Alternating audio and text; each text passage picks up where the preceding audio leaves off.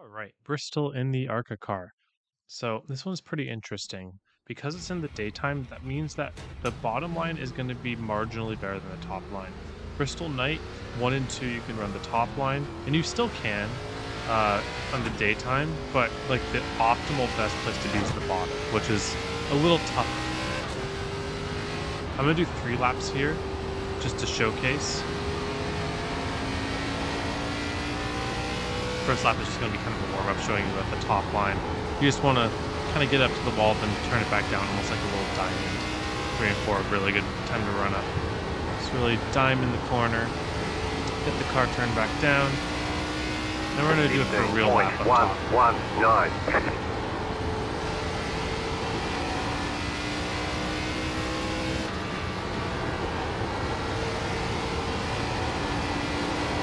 All right, now we're going to run the bottom.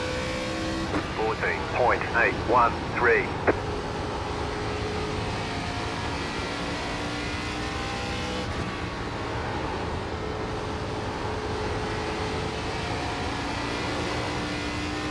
Okay. 14.771. So depending on track temp, that might be a little bit off, and maybe the cooler track temps that you get, you'll start getting to a place where the top line might become even better than the bottom line there. But let's take a look at kind of the differences between those lines. It's pretty interesting, actually. So we'll go back to, let's see, I almost ran the same lap times too, which is kind of interesting. Apologies.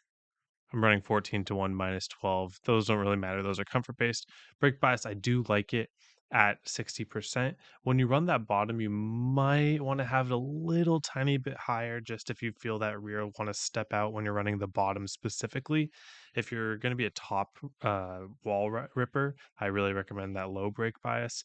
I do think that this low brake bias should help the bottom as well, especially late run. But if you find yourself sliding all over the place on entry, I would first say maybe try to shore up your entry a little bit better, but you can raise that brake bias as the last resort.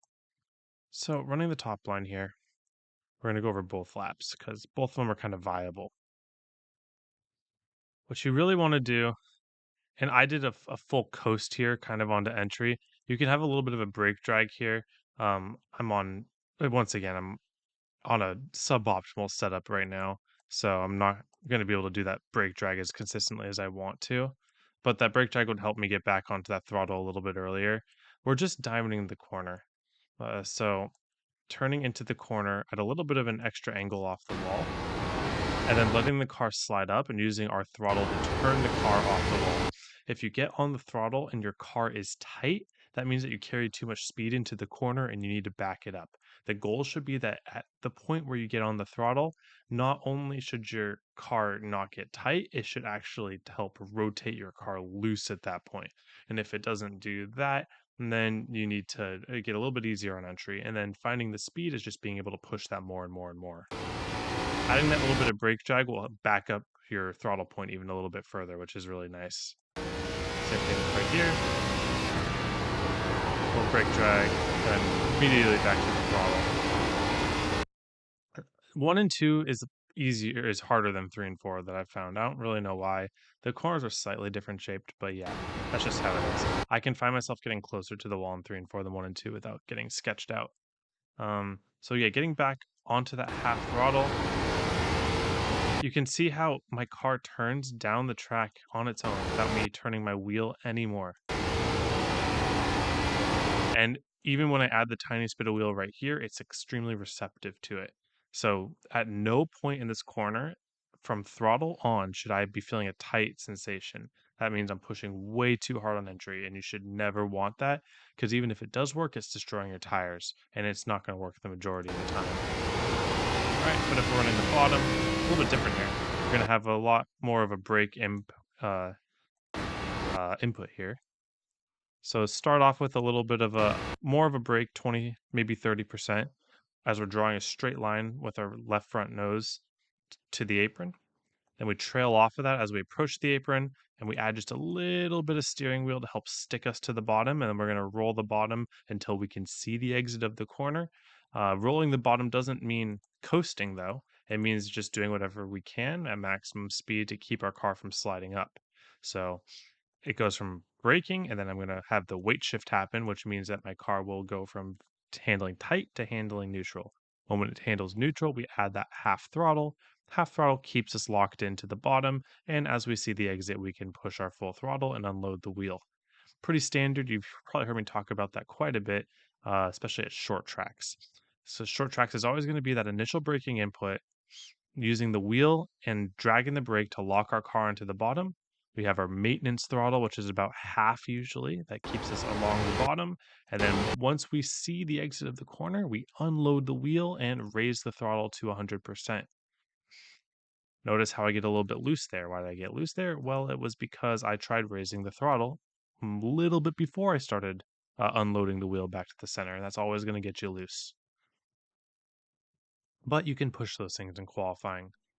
So we've seen how similar bottom and top are in qualifying, so it should be no surprise to you that I will highly recommend running the bottom for race with a couple caveats. The first is, if you are in a side-by-side position, you'll always want to be on top, because exiting on the bottom of the corner at Bristol is very difficult. You have to stay on the bottom, and that loses so much time. So if you're in a side-by-side situation, or potentially going to be in a side-by-side situation, you're going to want to be on that top lane. Top is just going to be so OP defensively. Just being able to carry the speed off the corner and not make any concessions to the corner. So my recommendation to you guys is you just run the top when you won't have anybody within like maybe 0.2 of a second behind you. Then once you start getting a gap where they're like 0.3 of a second behind you, that's 15.138. okay, now I'm on the bottom. I got some room off my bumper. I can just drive down here and save some tire. The way you save tire at Bristol is use early entry. Just make sure you really ride the bottom. Easy exits. Worst thing you can do is just turn too hard into the entry. So one thing you want to really avoid doing, let's say that I want to run the bottom. You don't want to do the super wide entry where you continue to turn the wheel into the corner to get it down there.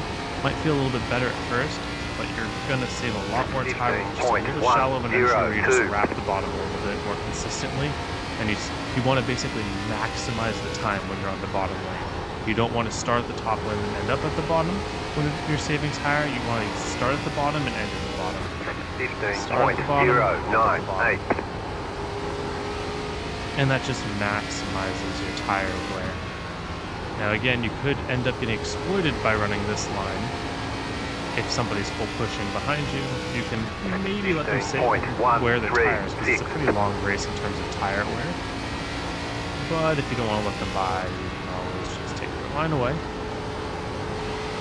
Can't really do much about that, huh? Stuff off, fall a little bit more behind, and back to my tire saving line.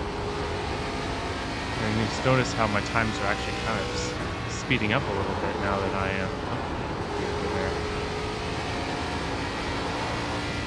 You want to also avoid what I just did there, that right rear slide off the corner, because this will wear your right front if you're not careful, but it can also wear your right rear if you're just sliding at the corner, which is always easy to do in the daytime in a concrete track.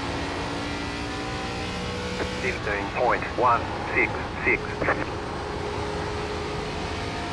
So yeah, really, the ideal race is just running this bottom and never being challenged, but that's not racing, right? To just time trial. So you're going to have to be the one that makes decisions when it's a good decision to run the top to defend and when it's a good decision to run the bottom to save tire.